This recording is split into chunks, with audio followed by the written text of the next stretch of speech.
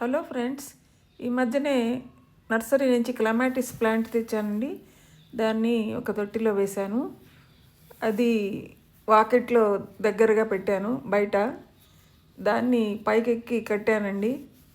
అది క్రీపర్ కదా, అల్లుకోవడానికి ఒక తాడు కట్టాను. చూడండి ఎట్లా కట్టాను. వాకెట్లో మంచి వాసన వస్తుందని ఇక్కడ పెట్టానండి దాన్ని.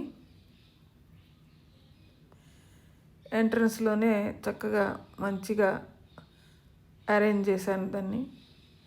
పూలు అందంగా మంచి వాసన రాగానే బాగుంటుందని. బాగుంది కదా, చూడండి. చాలా రోజుల నుంచి మొక్క తేవాలనుకుని ఇప్పుడు తెచ్చానండి దాన్ని.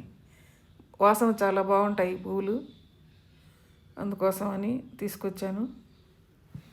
చూడండి ఎలా కట్టాను, బాగుంది కదా.